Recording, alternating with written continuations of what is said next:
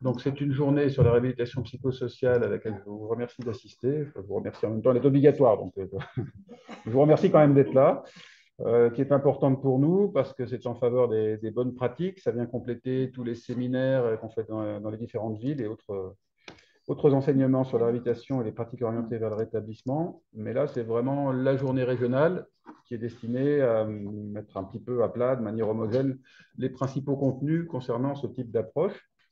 Alors, nous avons un programme qui est riche, que je vais vous montrer sur la deuxième diapositive. La première présentation, qui est l'introduction. Je la ferai avec le professeur Catherine Massoud, qui est ici, que vous connaissez, et Philippine Rodier, qui est père aidant à Lyon, qui est à main gauche. Voilà le programme. Donc, nous allons raccourcir un petit peu la durée de l'intervention, étant donné les difficultés techniques. Ensuite, Julien et Marine Dubroc et Romain Pommier interviendront sur la stigmatisation et le soutien à la parentalité. Ils vont aussi raccourcir de quelques minutes en prenant un petit peu sur la pause. Ensuite, Baptiste Baudus, que j'ai vu arriver, parlera de l'évaluation fonctionnelle. Et puis la matinée se terminera avec Mélanie Trichan, qui est psychiatre aux équipes mobiles du pôle centre-Rive gauche, sur la décision partagée et le plan de suivi individualisé, qui est un document extrêmement important pour motiver les personnes à s'engager dans les soins et faire le lien entre les outils de soins de la réhabilitation psychosociale et la vie des personnes. Ensuite, vous aurez une pause pour déjeuner qu'on va conserver à 3/4 d'heure ou même un petit peu plus, le temps que vous alliez au self. On vous indiquera où c'est pour ceux qui ne connaissent pas. Peut-être qu'on va demander à ceux du Vinatier d'indiquer aux autres internes des autres villes dans quelle direction c'est. Globalement, c'est à peu près par là-bas. En début d'après-midi, donc la première intervention sera celle de Benjamin Gouache, Olivier Pézet et Mathieu Bénard sur la psychoéducation. Ensuite, Isabelle Ferraud et des collègues de Clermont-Ferrand prendront le relais sur l'entraînement des compétences sociales. Alors malheureusement, elle ne peut pas faire le déplacement pour différentes raisons et elle sera en visio par Zoom. Ça tombe bien, nous sommes déjà sur Zoom. Et l'après-midi se terminera par deux interventions, l'une sur l'évaluation des fonctions cognitives et la remédiation cognitive par Amélie Pavard et Laura Bon, qui est ici, c'est elle qui nous aidait à tout installer, je ne sais pas où elle est à l'instant. Et puis nous terminerons par le réseau régional de réhabilitation psychosociale et des modalités de dressage, tous ensemble, je crois. Voilà. Alors pour commencer, juste un tout petit historique que nous reprendrons tout à l'heure dans la dernière intervention. Ce qui a été mis en place depuis la fin des années 2000, c'est une organisation centrée sur les besoins et les demandes de la population, avec la mise en place de centres de recours. Ce que nous avons mis en place en premier, ce sont des centres référents de réhabilitation psychosociale ou centres support dans la nomenclature actuelle de la DGOS et des centres de proximité. Et depuis quelques années, nous faisons en sorte que ces bonnes pratiques, donc les approches orientées rétablissement et les outils de soins de la réhabilitation psychosociale, passent sur le secteur de psychiatrie générale et dans toutes les structures de santé mentale. Donc ça, nous en reparlerons un petit peu tout à l'heure. Ce qui est important, c'est que tous ces soins orientés rétablissement et la réhabilitation psychosociale prennent en compte la satisfaction et les besoins de la population. Comme je vous le disais tout à l'heure, il y a un lien étroit entre les besoins propres de la personne pour réussir leur vie et donc se rétablir et le soin que l'on met en œuvre. Et nous faisons en sorte que ces personnes s'autodéterminent, c'est-à-dire qu'elles puissent accéder aux soins, non seulement qui leur sont utiles, mais qu'elles choisissent. Ensuite, nous intervenons le plus précocement possible et nous vous décrirons peu après les outils de soins de la réhabilitation psychosociale et puis les documents écrits qui permettent de servir de support, qui sont des documents souvent portés par des pairs aidants, comme les directives anticipées en psychiatrie, et c'est Philippine Rodier qui vous parlera de ça. Alors, nous allons faire cette présentation sous la forme de discussion un petit peu avec le professeur Massoud pour les premières diapositives. Catherine, je ne sais pas si tu veux compléter un peu. On a un problème de taille. Oui, je tiens la caméra. Oui, sur l'intervention précoce, vous verrez tout à l'heure dans les diapos suivantes que les patients de la région, ils arrivent, ils ont une moyenne d'âge à 33 ans, il me semble. Oui. Donc, je pense qu'il y a quand même beaucoup de progrès à faire sur l'intervention précoce. Tout à fait. Alors, une manière de régler un petit peu ça, c'est de lier les services sur l'intervention précoce et les services de réhabilitation psychosociale. C'est ce que nous avons proposé sur le pôle avec Frédéric Asbart, qui a le centre support référent et puis le service d'intervention précoce. Et grâce à ce type d'articulation, l'accès aux soins se fait beaucoup plus tôt. Alors, c'est une petite définition du rétablissement que nous avons récupérée de Patricia Vigan, que nous citons à tous les cours. mais elle a l'intérêt de faire le lien entre son propre vécu et puis la définition de la réhabilitation psychosociale, des structures de réhabilitation psychosociale telles que nous les avons mises en œuvre. Donc, vous voyez, c'est la deuxième partie de la citation qui est importante. Savoir ce que je ne peux pas faire me permet de mieux voir les nombreuses possibilités qui s'offrent encore à moi. Donc, une meilleure connaissance de soi, une meilleure connaissance de ses capacités, de ses limitations est favorable au rétablissement. Or, la première partie de la démarche de réhabilitation psychosociale est une partie qui est évaluative pour que les personnes se connaissent mieux. Donc là, il y a vraiment un lien étroit entre l'évaluation, la connaissance de soi et la capacité finalement à faire face au quotidien. Alors, ça fait le lien avec ce schéma du rétablissement. Donc, quand Patricia Digan parle du rétablissement, en fait, elle parle du rétablissement personnel, c'est-à-dire qu'elle définit elle-même ce qui est favorable à sa vie. Et ce rétablissement personnel, il faut le distinguer du rétablissement clinique, qui était ce que cherchaient les professionnels de santé mentale jusqu'à il y a peu de temps, c'est-à-dire diminuer l'expression de la maladie. Or, il y a une disjonction entre les deux. Vous avez des personnes qui ont encore une maladie qui s'exprime beaucoup, qui ont plutôt une maladie qui s'exprime encore beaucoup, qui se sentent bien, qui se sentent suffisamment rétablies selon leurs propres attentes. Et vous avez d'autres personnes qui, au contraire, n'ont plus de symptômes, avec un traitement, au prix d'un traitement parfois très important, mais qui ne se sentent pas bien, qui ne se sentent pas rétablies. Ça veut dire qu'en fait, ce modèle avec deux dimensions, rétablissement personnel, rétablissement clinique, il ne suffit pas. Et c'est pour ça qu'il faut l'enrichir au moins d'une dimension capacitaire, une dimension fonctionnelle. Vous voyez, c'est la dimension qui est en bas à droite sur ce modèle multidimensionnel. Alors, il y a des modèles un petit peu plus sophistiqués, mais ce modèle-là, déjà, si on prend ne serait-ce que les trois dimensions du bas, il est assez parlant par rapport à ce qu'on fait du côté de la réhabilitation psychosociale. Et en enrichissant les deux dimensions cliniques et personnelles de la dimension fonctionnelle, on permet déjà de se décentrer un petit peu de cet aspect purement médical et d'avoir plus de chances d'aider les personnes à aller vers leur rétablissement personnel. Ça veut dire qu'on ne fait pas tout à l'hôpital, en fait, hein. Donc, tout ce qui est rétablissement social, logement, loisirs, etc., on va, pour une bonne partie, déléguer à d'autres en fonction de là où on travaille, des villes où on est. On va pouvoir travailler avec des associations, etc. Enfin, l'hôpital fait beaucoup moins de choses que ce qu'on faisait il y a 50 ans, hein. Et puis, ça veut dire aussi que on doit prendre en compte ce que déclarent les personnes, ce que veulent les personnes, c'est la partie rétablissement personnel. On ne va pas laisser de côté la diminution de la souffrance avec ce qu'on appelle le rétablissement clinique, mais on va aussi s'intéresser à la vie des personnes avec le rétablissement fonctionnel. C'est-à-dire qu'en fait, il faut avoir plusieurs angles de vue si on veut vraiment aider les personnes, mais de toute façon, ce qui sera le plus important, c'est ce qui est au centre, c'est le rétablissement personnel. C'est quand même à la personne de dire ce qui lui convient pour sa vie, ce qui lui convient en termes d'état clinique. On ne va pas être obstiné à diminuer absolument les symptômes, être fixé sur la partie rétablissement clinique. C'est ça, c'est ce qui change par rapport à avant. Et on met toujours la personne au centre des décisions. Vous voulez dire quelque chose, Philippe? Oui, très bien. Effectivement, le rétablissement, je l'ai expérimenté et testé personnellement. Et le rétablissement, en fait, c'est pas l'éradication des symptômes parce que je pourrais prendre mon cas personnel. Parfois, il m'arrive d'avoir des limitations dans mon quotidien, mais ça prend pas toute la place dans ma journée et ça me permet de faire d'autres choses. Ça me permet de me construire professionnellement, personnellement. Et c'est plus, je pense, ce qui est important, c'est la place que prennent les symptômes dans la vie du patient, de la personne concernée, plutôt que le fait qu'il y en ait ou non.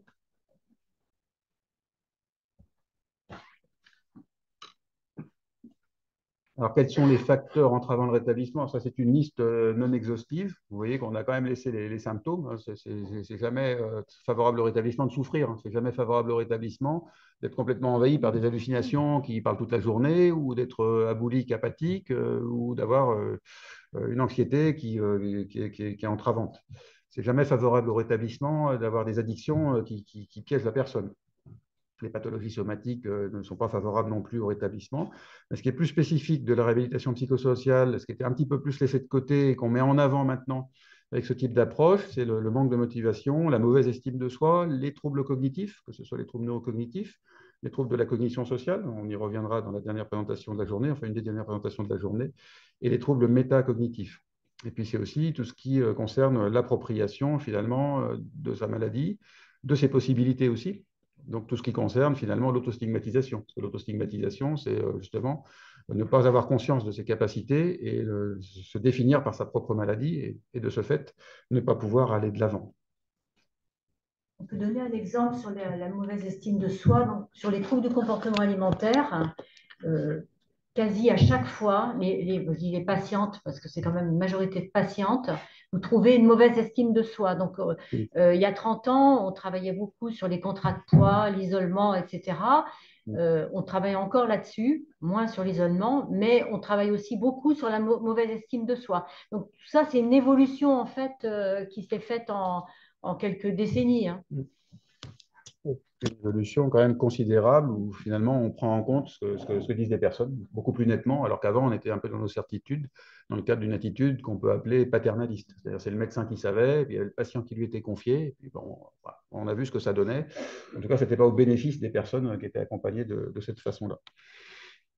Alors, quels sont les déterminants subjectifs du rétablissement? Ça, c'est ce que disent les personnes qui se sont rétablies. Alors là, on repassera la parole à Philippine après. Elle pourra nous donner son avis, mais en général, elles nous disent qu'elles se sont rétablies quand elles ont retrouvé l'espoir, quand finalement elles ont pu restaurer leur identité propre, quand elles ont pu redonner un sens à leur existence, éventuellement retrouver un sentiment d'utilité. Le sentiment d'utilité, ça c'est quelque chose qui est commun à tous pour se sentir bien. Nous, quand on est dans notre mission médicale, on se sent utile. Et on l'a vu pendant les confinements où seuls les médecins travaillaient, et ceux qui étaient dans des professions dites de première nécessité. Donc, on pourrait aller sur la prise de responsabilité. Ce n'est pas que le travail, ça peut être aider quelqu'un, ça peut être faire du bénévolat, ça peut être aider son voisin, ou ça peut être s'aider soi-même. Enfin, l'important, c'est de se sentir utile à quelque chose, me semble-t-il. Je ne sais pas, Philippine. Effectivement, le sentiment d'utilité, ça dépend de plein de choses et c'est tellement personnel. C'est vrai que moi, je vois le rétablissement pas comme un peu la vie parfaite, en mode il n'arrive jamais rien, il n'y a pas de mauvais événements, parce que pour moi, ça serait vraiment mentir de dire que quand on est rétabli, il n'y a jamais de mauvais événements. Bah, je suis désolée de vous le dire, c'est pas non plus. Les gens continuent de mourir, il y a la maladie, il y a toujours les événements difficiles qui peuvent arriver, mais c'est vraiment se sentir qu'on a les clés pour affronter les situations qui peuvent arriver dans l'avenir ou ne pas arriver en fait. C'est vraiment se sentir en pleine possession de ses moyens et vraiment qu'on ne se sente pas non plus naviguer par notre souffrance, par le trouble aussi, mais que c'est vraiment nous un peu qui sommes maîtres de ce qu'on vit et de ce qu'on peut décider aussi. C'est ça, c'est que forcément, quand on prend des décisions, ça a des avantages, ça a des inconvénients, mais c'est le faire en conscience, en fait. C'est surtout ça. Après, ça a à voir aussi avec les ressources, effectivement. Là, vous parlez des ressources internes de la personne, mais il y a aussi les ressources externes. Hein. Ouais. Et c'est plus facile de se rétablir quand on a des soutiens extérieurs que quand on n'en a pas. Hein. Ça, c'est sûr.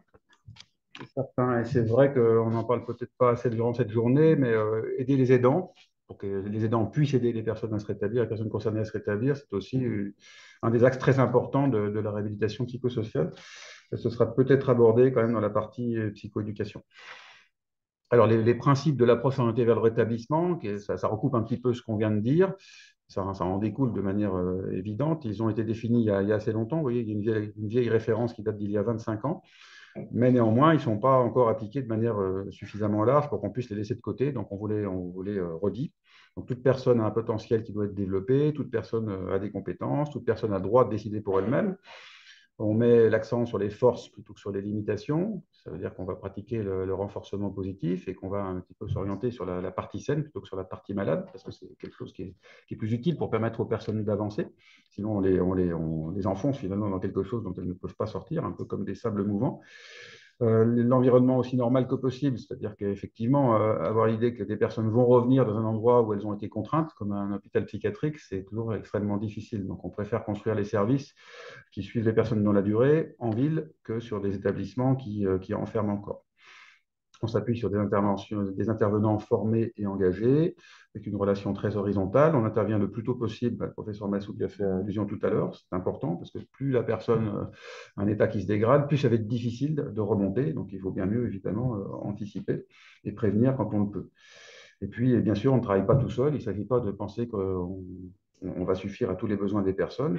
Non, pas du tout. On va les aider pour une partie de ce qui est nécessaire. Peut-être qu'elles vont s'en sortir sans nous. Et en tout cas, quand on va les aider, c'est sur une séquence de soins. On va leur permettre de quitter le dispositif sanitaire si elles le peuvent, ou en tout cas de quitter le dispositif psychiatrique si elles le peuvent. Et évidemment, on va les accompagner vers le travail, l'insertion professionnelle et sociale lorsque c'est nécessaire, lorsqu'elles le souhaitent. Donc, là, vous voyez que la réhabilitation psychosociale, elle remet les personnes au centre de la prise en charge.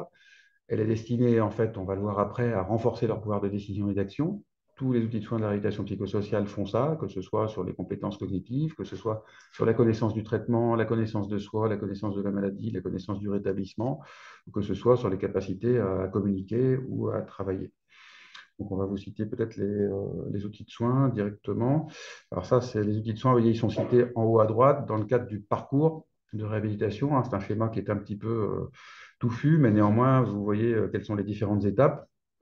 La première étape, c'est toujours une évaluation qui est multidisciplinaire, qui suit un premier entretien avec un psychiatre. Cette évaluation multidisciplinaire, elle prend en compte les aspects cognitifs, on a dit que c'était important, les aspects psychosociaux, et puis la question de l'autonomie de la personne. Et puis cette évaluation, elle est toujours suivie par une restitution qui permet à la personne de s'emparer des résultats. Donc cette restitution, elle doit être adaptée à ce que la personne peut recevoir. Elle va être orale et écrite pour laisser une trace, et elle sera toujours construite dans l'optique de l'intérêt de la personne pour qu'elle puisse s'en saisir et recourir, solliciter des soins de réhabilitation psychosociale dont la liste est en haut à droite. Vous voyez, l'éducation thérapeutique pour mieux comprendre ses difficultés, mais aussi pour mieux comprendre son traitement, comme je le disais à l'instant, pour mieux comprendre les possibilités du rétablissement, les outils du rétablissement, etc., etc.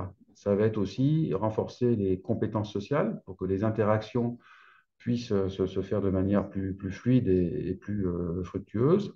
Ça va être aussi faire avec ces difficultés cognitives, si on en a, avec la remédiation cognitive. Les difficultés cognitives, ça va être les troubles de l'attention, de la mémoire, des fonctions exécutives, des fonctions visio-spatiales, mais aussi de la cognition sociale, c'est-à-dire la capacité à comprendre les émotions, les intentions d'autrui avec la théorie de l'esprit.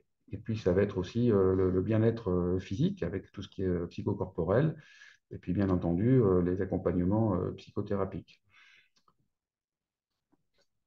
Dire, bon là vous êtes encore interne, mais peut-être que tout le monde ne travaillera pas à Saint-Étienne, à Lyon, Grenoble ou Clermont, et que vous pourrez peut-être être amené à travailler dans des endroits où les soins de réhabilitation ne sont pas encore forcément très déployés.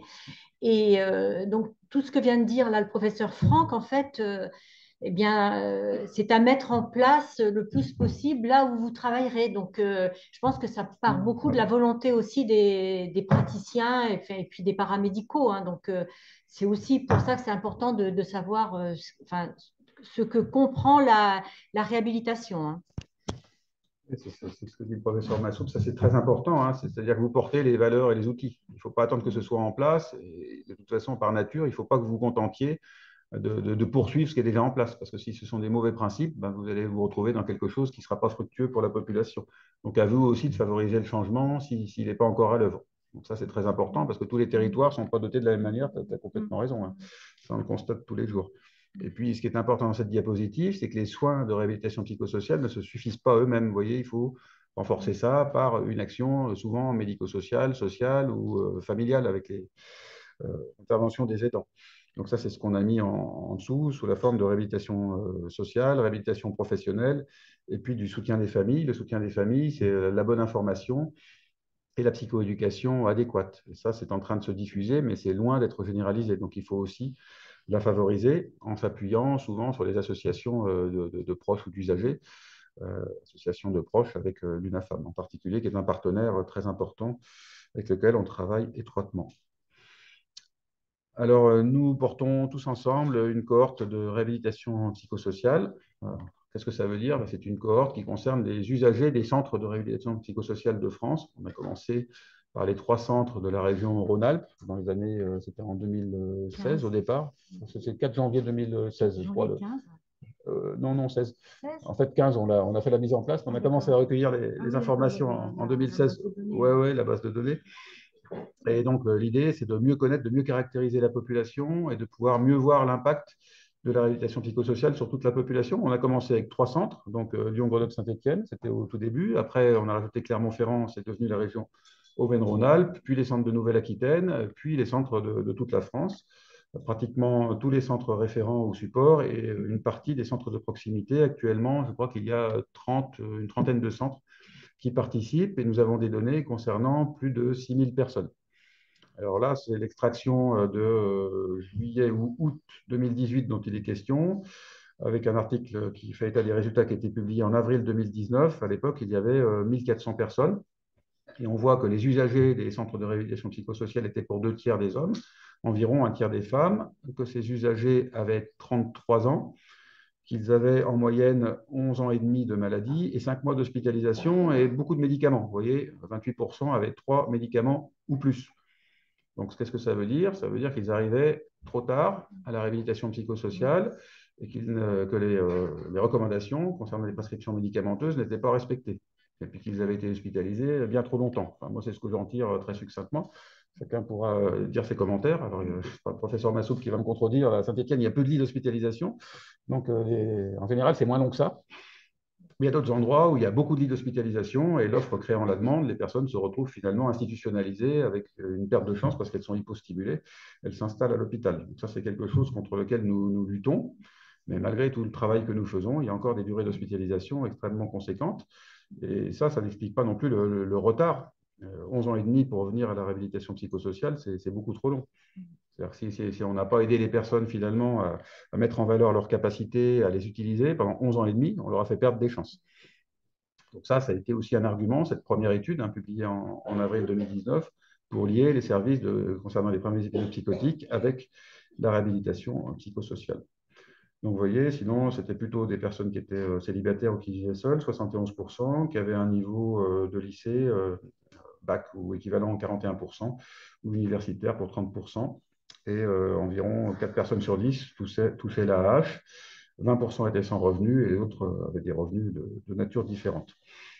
C'était surtout des personnes avec schizophrénie, 49%, troubles du spectre de l'autisme, c'était 13% à l'époque, ça a augmenté depuis, la schizophrénie a diminué, troubles de la personnalité 12% et bipolarité 9%, ces catégories-là ont augmenté aussi depuis, et troubles dépressifs 6%. Je ne sais pas si vous voulez toutes les deux apporter des commentaires, je continue. Voilà, alors si on veut mettre en place largement la réhabilitation psychosociale en France, il faut s'appuyer sur la formation. La formation pour tous les professionnels, c'est au moins connaître les principes de l'approche volontaire établissement, connaître les principes et les outils de la réhabilitation psychosociale. Ensuite, il y a une catégorie de personnes qui doivent se former plus. Alors là, je n'ai pas mis les médecins, mais les médecins ils doivent se former comme les case managers à l'évaluation psychosociale, à ce que c'est que le plan de rétablissement, le plan de suivi individualisé en généralement, et puis savoir ce que c'est que la coordination de parcours. Alors, les case managers qui sont les infirmiers des CMP et des équipes mobiles, eux, ils doivent savoir comment mettre en œuvre la coordination de parcours. Et puis, les professionnels des lignes de soins spécifiques, ce sont les centres de recours, c'est-à-dire les centres support référents, c'est pareil, les centres de proximité, mais aussi finalement les CATTP qui doivent s'orienter à la réhabilitation psychosociale.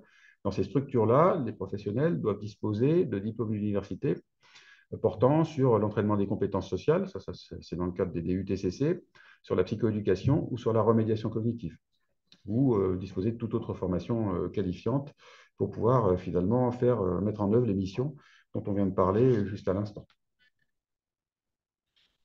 Alors, nous nous appuyons aussi beaucoup sur l'enseignement en ligne. Donc, il y a ce qu'on appelle de l'e-learning avec des MOOC.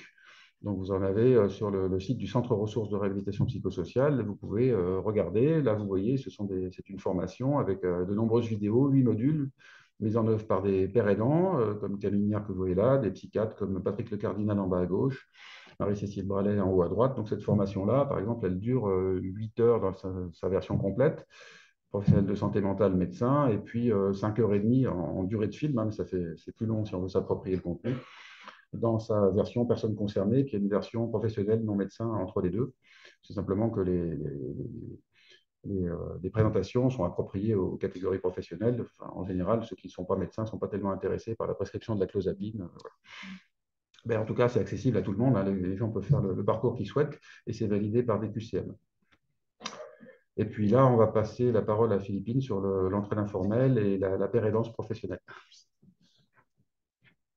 Alors, effectivement, donc, c'est important d'en parler, mais en disant que la pérédance, c'est qu'une ligne de soins parmi d'autres. c'est qu'effectivement, on parle toujours de pluridisciplinarité. Mais donc là, je vais vous expliquer la père aidance parce que je suis père aidante. Mais aussi, c'est important de dire qu'il y a d'autres professionnels, l'ergothérapie, la neuropsychologie, enfin, il y a d'autres lignes. Et c'est justement pour aussi que la personne puisse en saisir. Et voilà, c'est juste une ligne de soins parmi d'autres. Donc, on fait bien la différence entre vraiment l'entraide mutuelle entre pairs, en fait, qui a toujours existé. C'est, vous êtes interne, vous êtes sûrement passé dans un service d'hospitalisation.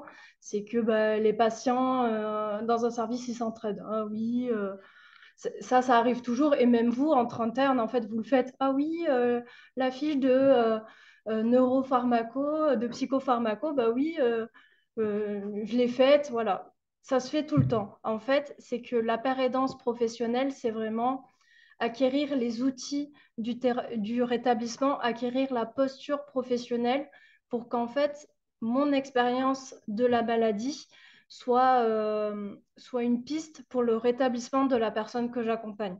C'est vraiment ça.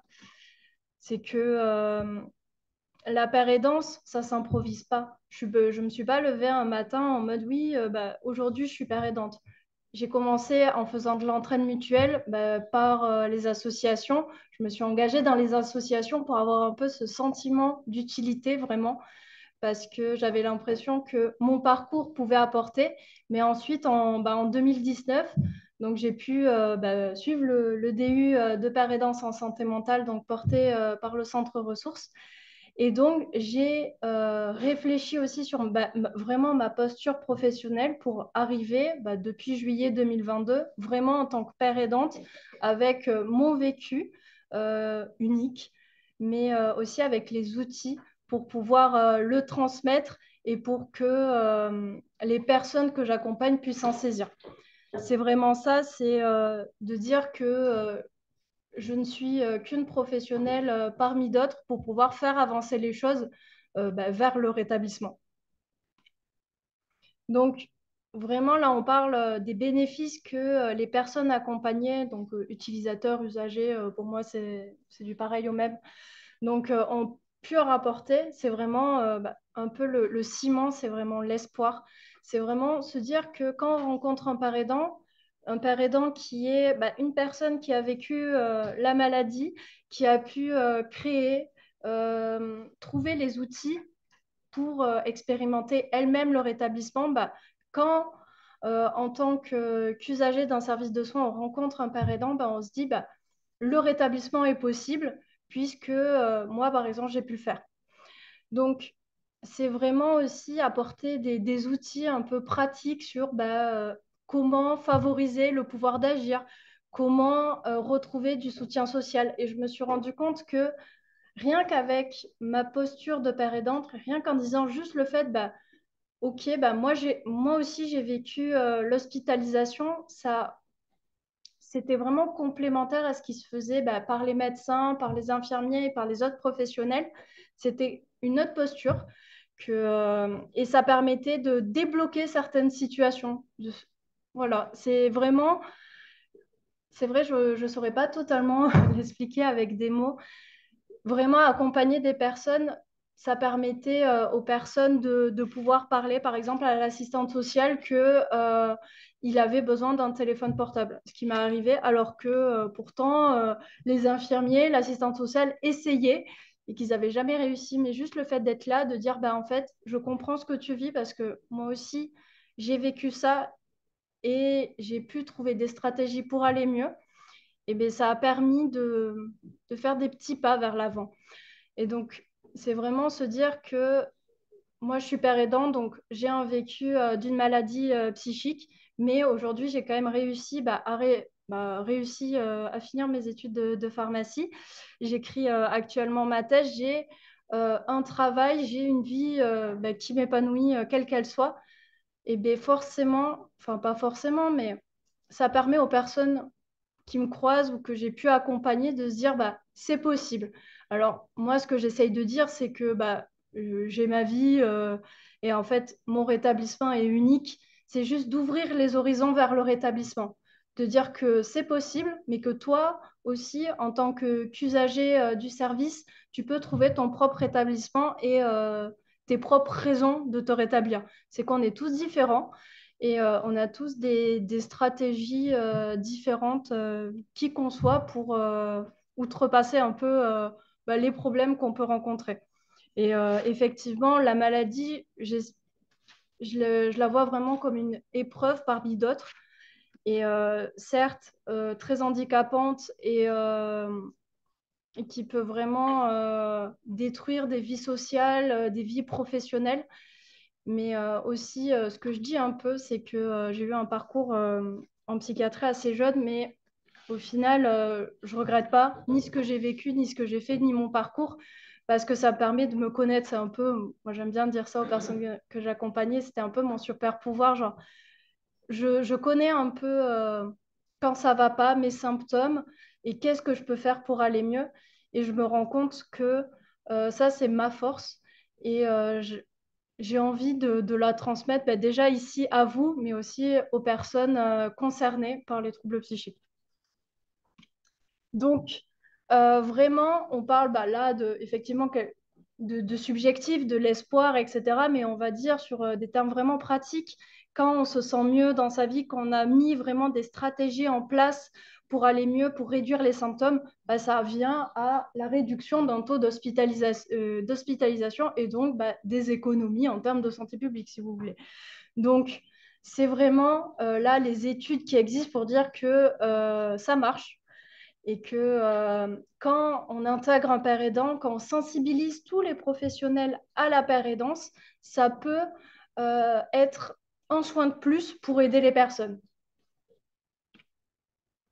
Donc, ce qui a été mis en place par ma collègue Camille Niard, qui est père aidante maintenant aux équipes mobiles et sur le projet Eden, c'est l'Observatoire du rétablissement. C'était un peu comme un système d'audit demandé par les structures pour analyser les pratiques.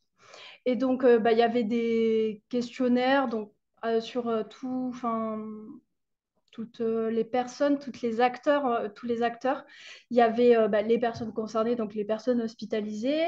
Il y avait aussi les professionnels et il y avait aussi la famille, il me semble, dans tout ce qui était observatoire du rétablissement. Et c'était en fait, c'était pas non plus pour jeter la pierre, c'était vraiment pour trouver des axes d'amélioration. On a relevé tel problème, on peut vous proposer telle solution, il faudrait mettre ça en place, peut-être former tel professionnel, intégrer d'autres.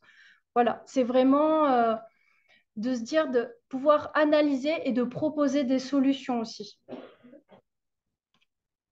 Donc, au niveau des outils du rétablissement, il y a vraiment les directives anticipées. Donc, c'est un document que la personne concernée, usagée du service, peut remplir seule, mais bien sûr, on conseille toujours qu'elle soit accompagnée.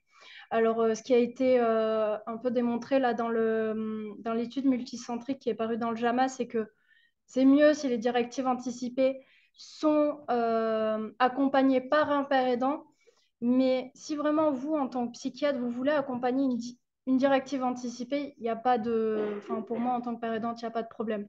C'est juste les directives anticipées, c'est un document donc, où on note la personne de confiance, on note aussi les signes avant-coureurs et on fait réfléchir l'usager sur ça, sur les signes avant-coureurs avant la crise. Donc, souvent, la crise qui était montrée par une hospitalisation et souvent par une hospitalisation sous contrainte.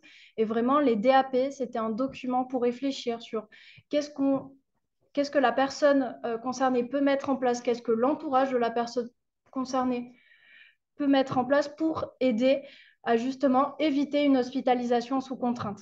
C'était vraiment ça le but parce que je ne vous l'apprends pas, les hospitalisations sous contrainte, c'est vraiment difficile. Alors, je ne sais pas pour vous, mais je sais qu'en tant que personne concernée, ça peut être très dur de vivre une hospitalisation sous contrainte. Et je me doute que vu toute la paperasse que ça fait, ce n'est pas non plus la panacée pour vous et qu'on s'en passerait tous très bien. Donc, voilà, c'est un outil de plus pour permettre vraiment à la personne de réfléchir sur comment on peut éviter l'hospitalisation sous contrainte. Parfois, en fait, ce qui s'est rendu compte dans le JAMA, c'est que ça menait, enfin, il y avait toujours une crise, il y avait toujours l'hospitalisation, mais que ça baissait quand même les taux d'hospitalisation sous contrainte et que, en tout cas, les durées moyennes de séjour étaient beaucoup plus courtes. Donc, les personnes revenaient plus facilement vers leur vie quotidienne, en fait. Donc là, je vous parle des DAP parce que c'est un outil qui commence vraiment à se populariser. Ah oui, oui, bien sûr, effectivement. Par rapport aux directives anticipées, déjà le terme, on connaît surtout les directives anticipées de fin de vie, et ça, je pense que ça a un peu brouillé le message. Donc, c'est bien une directive anticipée en psychiatrie. Et ensuite, ces directives anticipées, quand on les travaille avec le patient, il faut les revoir régulièrement. Hein, et ce n'est pas tous les 5 ans, parce que 5 ans après, probablement qu'elles sont plus valables. Hein. Effectivement, on parle de réajustement des directives anticipées parce que en fonction de la vie, les symptômes peuvent évoluer, peuvent changer. Donc, idéalement, tous les 6 mois, déjà une fois par an, ça serait très bien déjà de les écrire et ensuite de les revoir une fois par an. Ou alors à chaque hospitalisation. Et ce qui est important aussi, c'est que là, on vous sensibilise sur les directives anticipées et d'autres vraiment outils du rétablissement. Mais c'est vraiment aussi sensibiliser chaque acteur, chaque professionnel et sensibiliser aussi les personnes concernées et sensibiliser aussi les aidants pour qu'en fait on puisse tous travailler vraiment vers le même chemin, vers le rétablissement en fait. C'est que même si de par mon vécu, j'ai une approche différente de vous, ce que vous pouvez percevoir en tant qu'interne, en tant que futur psychiatre, c'est vraiment complémentaire. Euh, je vois vraiment mon travail et ma collaboration avec les internes vraiment. C'est une collaboration. C'est vraiment on travaille ensemble pour la personne et dans le même sens. Et c'est justement la pluridisciplinarité qui fait la richesse de par la prise en charge, mais aussi de par les points de vue, parce que même entre professionnels, on n'a pas forcément le même point de vue et la même façon et les mêmes solutions aussi. Donc là, c'est juste une liste d'outils dont le plan de suivi, mais le docteur Trichin en parlera mieux. C'est vraiment une petite liste si vous voulez vous renseigner, si vous voulez élargir un peu votre horizon et votre horizon du rétablissement. Donc, en conclusion, là, je vais laisser professeur Franck. Merci, oui, non, ça reprend simplement ce que je disais tout à l'heure. Effectivement, le modèle tel qu'on l'a mis en place à la fin des années 2000, début des années 2010, c'était un modèle avec des soins de secteur qui étaient complétés avec des structures de recours, des structures de réhabilitation psychosociale. C'est un modèle qui est dépassé. On souhaite maintenant que les soins de réhabilitation psychosociale et la profession de rétablissement soient partout, mais on maintient ces structures de recours parce qu'elles sont importantes pour non seulement créer une dynamique, mais faire monter en compétence tous les professionnels. Et puis, on leur laisse certaines missions, en particulier la gestion des cas complexes et le recours à des outils spécialisés. Alors, simplement pour vous redire un petit mot des formations, on a parlé des MOOC et de l'e-learning. Il y a aussi les diplômes d'université, la remédiation cognitive, psychoéducation, le diplôme père aidance qui a été mentionné par Philippine Rodier. On a un DU en réhabilitation psychosociale pour un petit peu les généralités, c'est plutôt pour les gens du médico-social ou les personnes qui ne connaissent pas du tout. On a des colloques qui sont organisés chaque année avec une réunion du réseau, ça c'est entre nous, mais aussi des colloques qui sont ouverts aux internes, qui sont gratuits pour les internes, comme le colloque de la FRC qui aura lieu à Tours cette année le 22 septembre. Voilà, les congrès Réhab, le congrès du C3RP, et puis des manifestations spécifiques. On en a une sur les mesures de contrainte et l'impact que ça a sur la population, qui aura lieu le 31 mai dans cet amphithéâtre. Donc, toutes ces informations, vous les trouvez sur le site du Centre ressources de réhabilitation psychosociale et vous pouvez vous inscrire avec des formulaires en ligne. Évidemment, tout est gratuit. Alors, en conclusion, il n'y a pas d'organisation type. On essaye vraiment de s'adapter aux besoins des personnes, mais quand on monte une structure de soins, on s'adapte aussi aux besoins d'une population sur un territoire de santé. On fonctionne toujours dans les soins avec des objectifs, des soins par séquence, et on implique toujours activement les personnes pour qu'elles développent leur propre stratégie pour faire face aux besoins de leur contexte et aux besoins en lien avec leurs objectifs. Et puis, vous avez aussi des ouvrages divers et variés auxquels vous pouvez vous référer pour en savoir plus sur ce champ-là que nous avons écrit tous ensemble. Merci de votre attention. Je vais passer la parole à Julien Dubroc, Marine Dubroc et Romain Pommier sur stigmatisation et soutien à la parentalité.